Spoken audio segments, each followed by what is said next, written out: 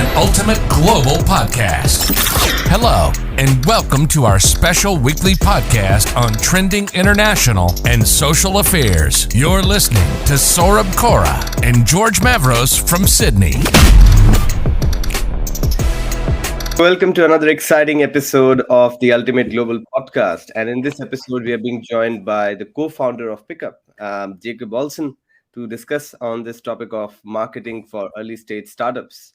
This episode is again in continuation with our special series of episodes that we are organizing with CEOs, founders, and co-founders.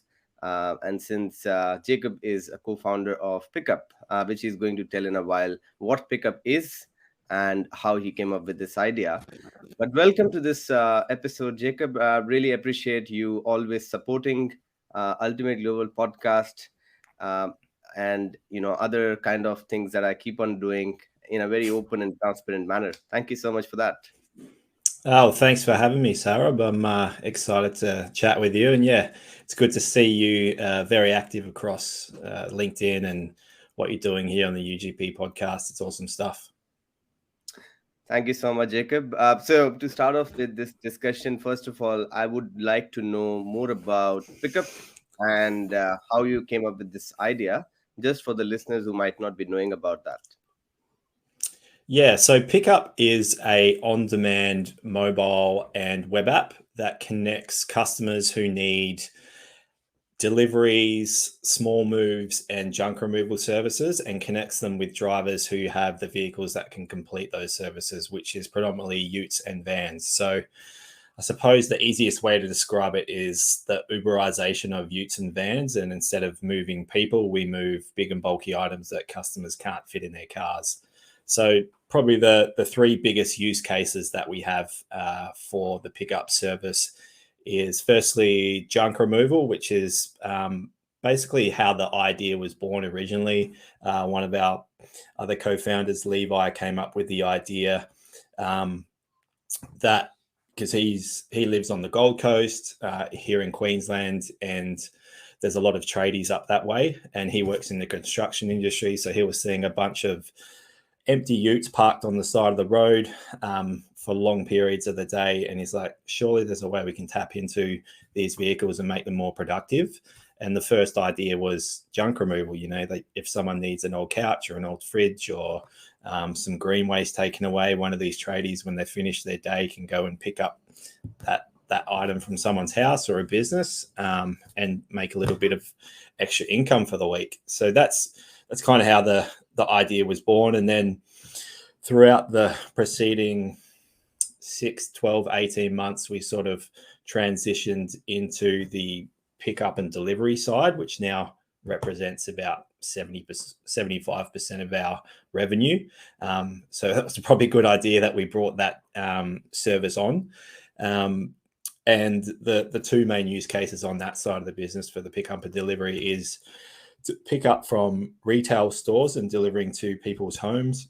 So you could think when someone buys a piece of furniture from a furniture store, typically the lead time is 2 days to a week and even up to 4 weeks, depending on where the product's coming from. But with our service, because we're on demand, the customer can either jump on the web, make a booking, or they can jump on our mobile app and make a booking, or they can call us and make a booking, and we can get there within a few hours and deliver the product for them. So it really sort of increases the speed to get that product home. And then on the other use case is for small moves between residences. So let's just say you're a young person just out of home, you're 18, 19 years old.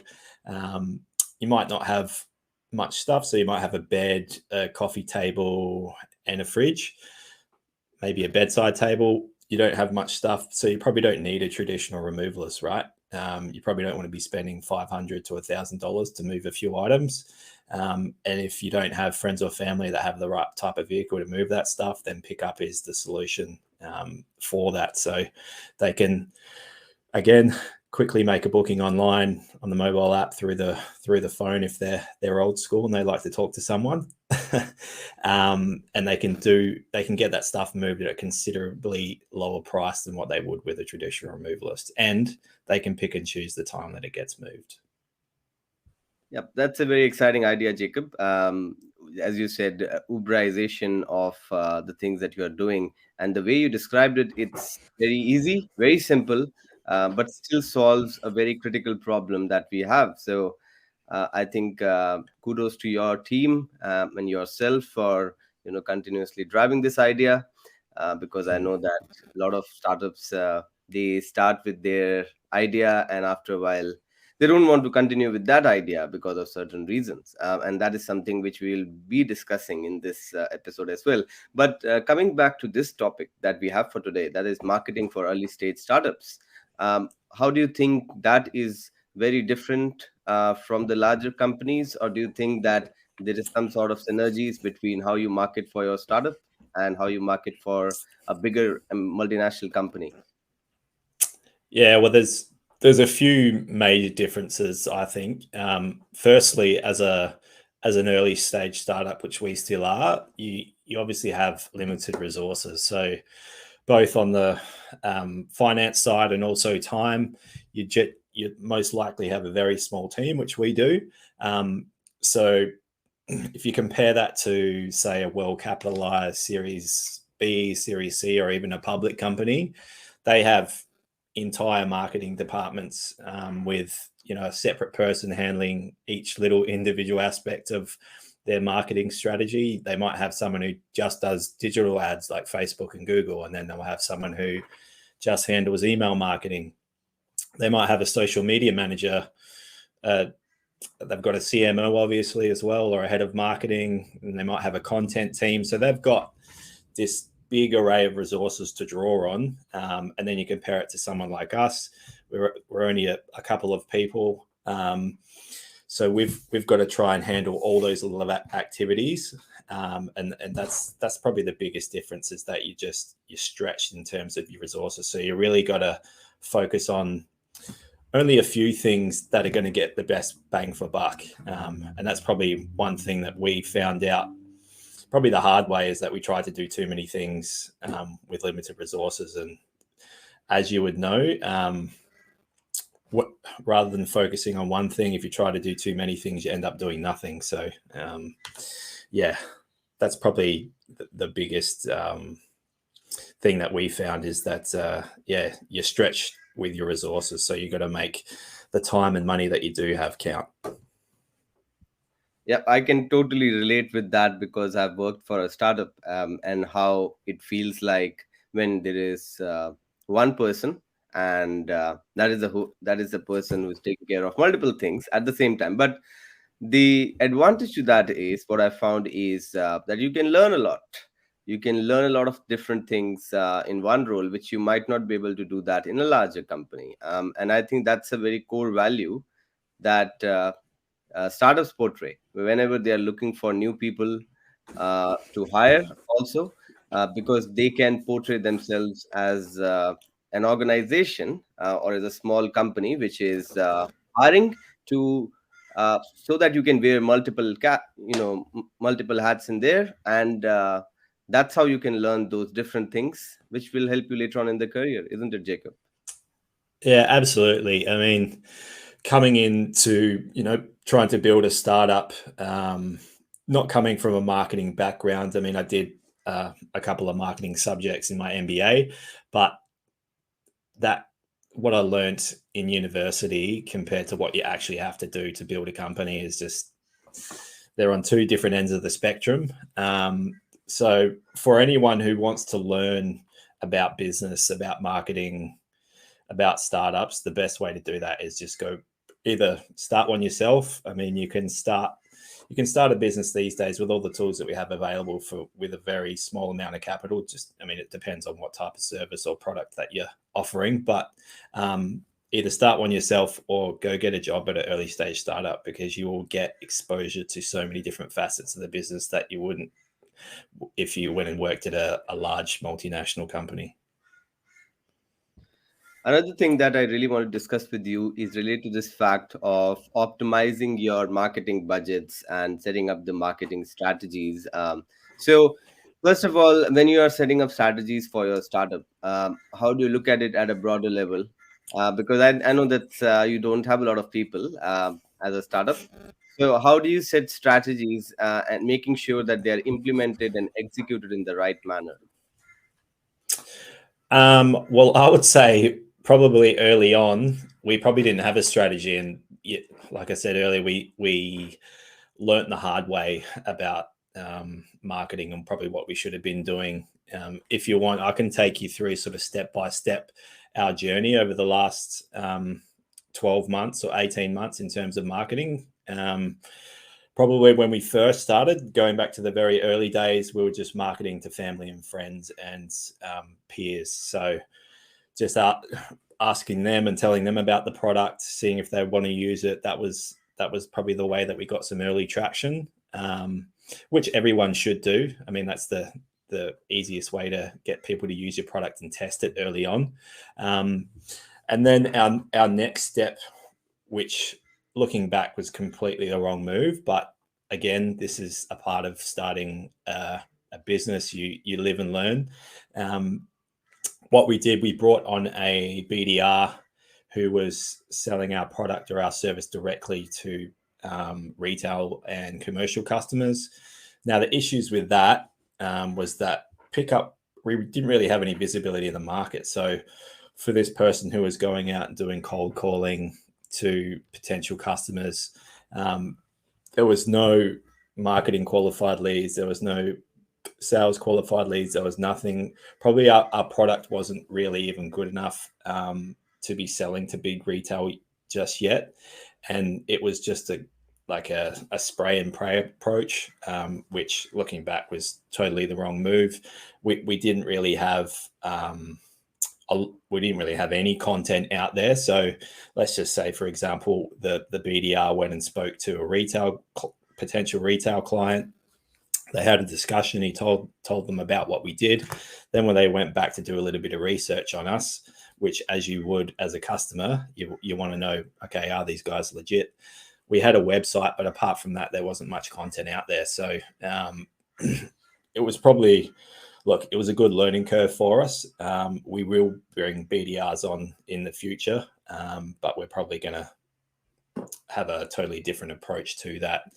And then from there, and this is still why the BDR was working, we brought on a marketing freelancer who purely ran some Google and Facebook ads for us. But again, it was based on very little content, and all we were really doing was capturing demand. So we weren't really generating any demand at that point. And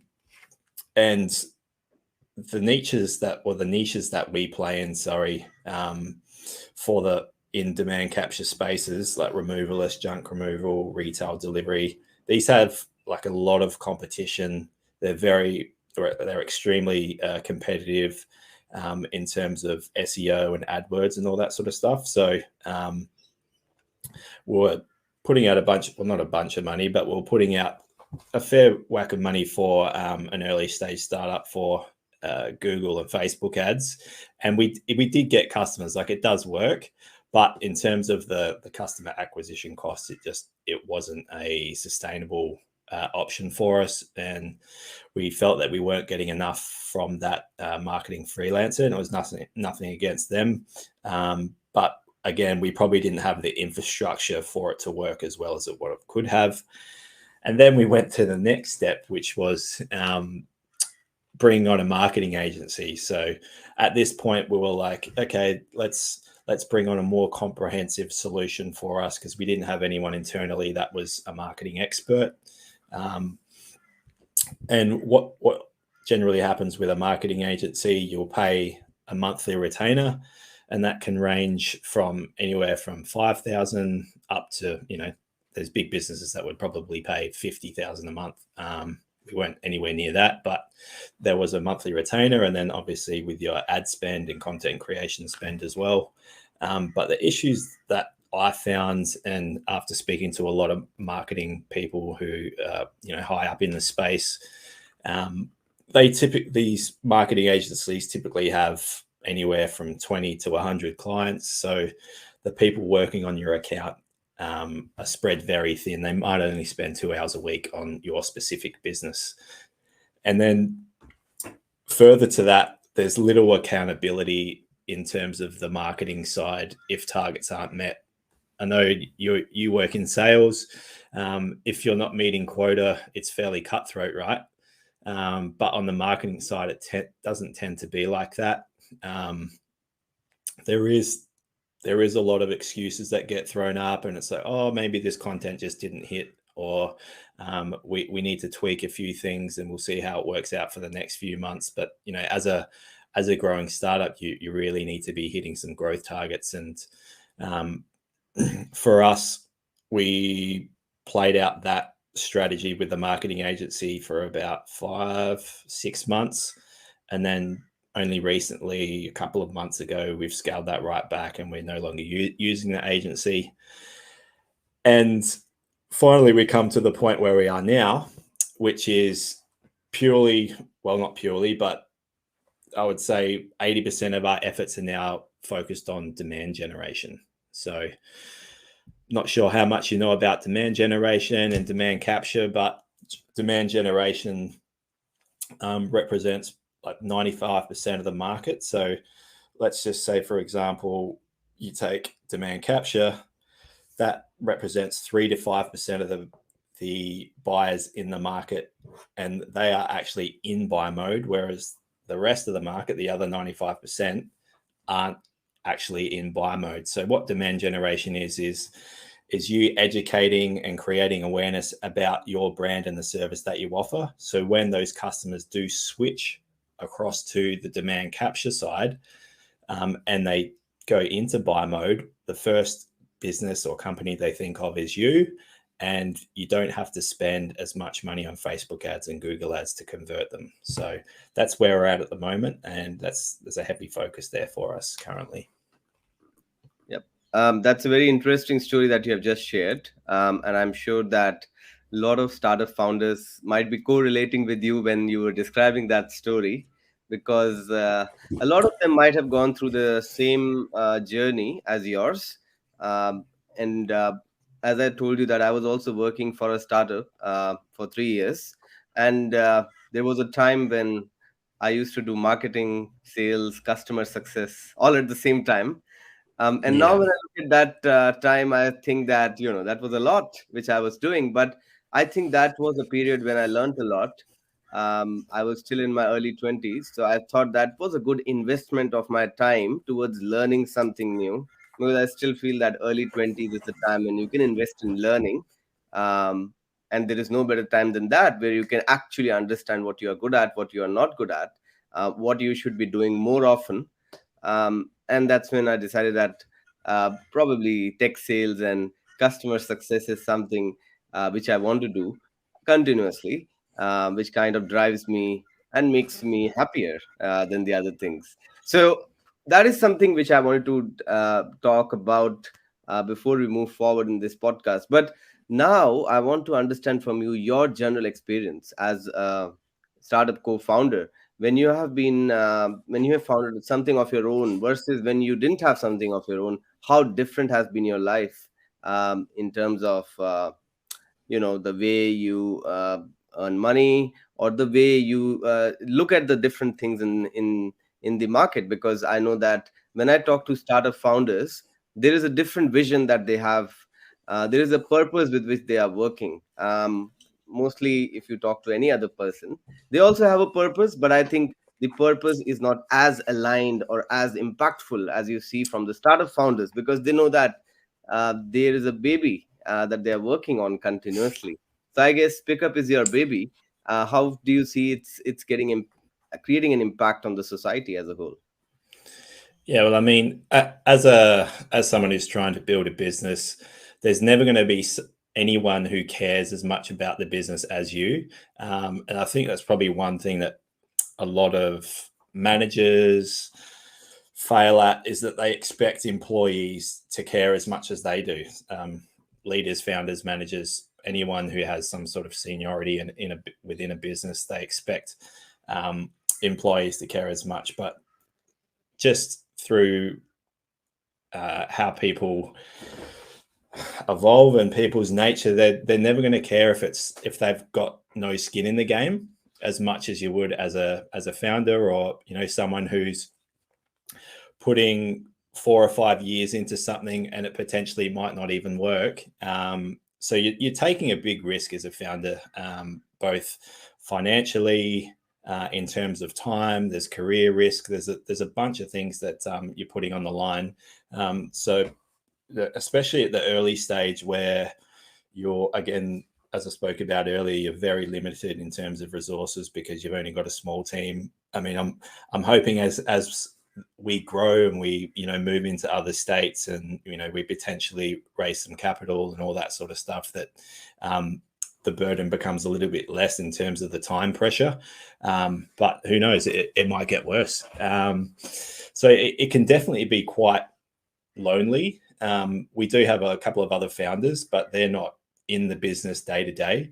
So you realize very quickly that, it can be quite lonely. You don't have anyone to turn to. The buck really does stop with you. So if things fail, it's typically because it's your fault. Whether or not you were the one executing and that thing went wrong, you were the person who laid out the strategy for that person to execute that and then it to fail. So everything comes back to you. So it's definitely not as sexy as what everyone points it out to be. Being a founder or someone who's trying to build a business, there's a lot of lonely nights, long nights. I mean, I'm working 6 days a week, sometimes 7 days a week. You don't see your partners as much as you would like. You don't see your family as much as you would like. But these are just some of the sacrifices that you make because you see the vision 3 or 4 years down the track. This could be something really amazing and really big that could change your life and change many people's lives, because once the business does get to a mature stage, you're hoping that you've got a fair few employees and you're helping change their lives and grow their lives too. So it's, once it gets to that stage, it becomes less and less about you and more about the other people.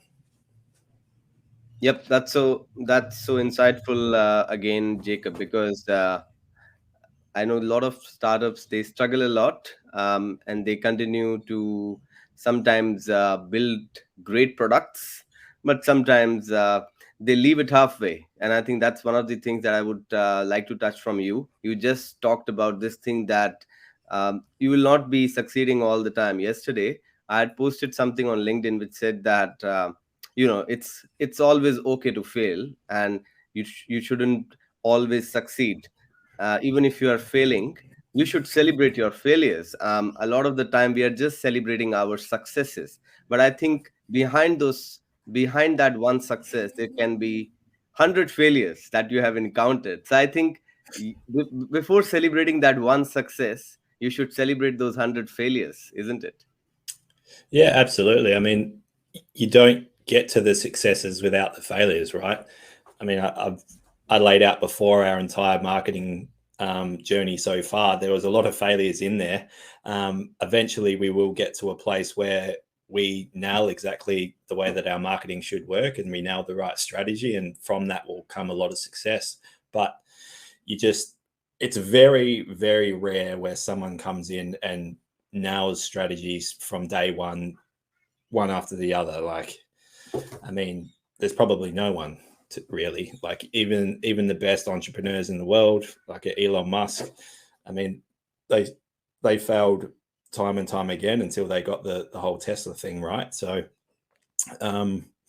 yeah, I think those failures do make you stronger. It's if you don't give up, if you can just keep pushing day after day, that's eventually you'll find success. I think it was who was it? Alex Hormozy. I'm not sure whether you listened to him or you've seen him across LinkedIn and Instagram. He's all over the place now anyway. He's a big business and marketing guy. But one thing that sort of really resonated with me that he said was, if you can stick at it over a long enough time horizon or time period, you will be successful. Like, the chances of you succeeding are extremely, extremely high. So you've just got to get in the reps and really just not quit. That's totally true. I would also like to understand from you on this thing, which I've continued to ask in this special series of episodes for CEOs, founders, and co-founders. One question which has remained the same for everyone is that what do you value the most? Uh, I know you are at a different stage, so your answer can vary in this one. But what would you be valuing the more in terms of idea, strategy, and team? Um, Now, a lot of people have come up with this answer of team. Some of them have said, no, I think both, in fact, all three of them are key pillars of success. What about the startup mindset, Jacob? Yeah, look, it's an interesting question. You could probably ask 100 people and get 50 different types of answers. They're all super important. I think to start with, the product and the service is quite important. If you have a product or service that no one wants, it doesn't matter how good your team is or how good your strategy is, you're never going to make it. So you have to really have a market there for the product or service that you're selling. And then I think from there, then strategy becomes super important. And then I think a little bit later down the track, team is super important. But on the flip side of that, if you don't have a few key, really good executors in the early days, you will fail. And as we grow, bringing on quality performers and high performers is something that is really important for us. I think that can really make a company from the first few years that you're in business. So yeah, I know that's not a very succinct answer, but yeah, I think they're all equally important. It's tough to say, but I think going right back to the start, you have to have a product or service that people want. And if it doesn't matter how good your marketing is, how good your team is, how good your strategy is, if the product or service isn't wanted in the market, then you'll never succeed. There is no right answer to that. No right answer, no wrong answer to that. It's all about how well you can justify what you are saying. And I think you were able to substantially justify. Um, but one of the other things, and this will be one of the last questions for today as well for you, is what was your biggest challenge as a startup founder, and how did you end up tackling that? So there are a lot of challenges that I think you have told us with regards to Yeah. marketing, as to other things. But was there a bigger challenge than marketing? I'm sure that sometimes raising capital, raising investment is one of the toughest part for uh, startup founders. Was it that, or was it something else for you, Jacob? Oh, look, that you could probably ask me that question in 3 or 6 months' time, because we are potentially looking to raise capital in the near future. So we're putting together a pitch deck and all that sort of stuff at the moment. So yeah, maybe we have a follow-up episode in a few months' time, and you can ask me that question. I might say that's the most difficult thing we've done, but I still think it is around marketing. I think if we could wind back the clock, what we would do is literally have one product or service, one avatar, as in one ICP, and focus on one channel, and then scale that as much as we can, and then move out in terms of going after more avatars and more channels. I think we've kind of gone in that direction now, where we've scaled the paid marketing right back, and we're focusing on our content strategy and demand generation across only two channels, which will be LinkedIn and TikTok. I mean, we still be posting some other stuff on the other channels, but that's not really our focus. So really having focus on one avatar and one channel, I think, would be something that we would have done, and was probably our biggest challenge, is that we tried to do too many things at once with a small team. And yeah, that we definitely came unstuck and learned the hard way. Thank you so much, Jacob. That was another interesting answer that you have given us, and I'm sure that there were so many insights that we have gained out of this episode. So thank you so much for participating, and I hope that in the near future we are able to, once we have, at least had around 20 episodes or 25 episodes in this special series of CEOs, founders, and co-founders. And if they are in Australia, I would love to organize one meetup where all those CEOs, founders, and co-founders are invited under the same umbrella, and we can discuss about something in person and learn some new things. I'm sure that when different people with different ideas will come together under the same roof, that will be the most interesting thing that people like me who are young and who really want to learn new things would love to know and would love to listen to.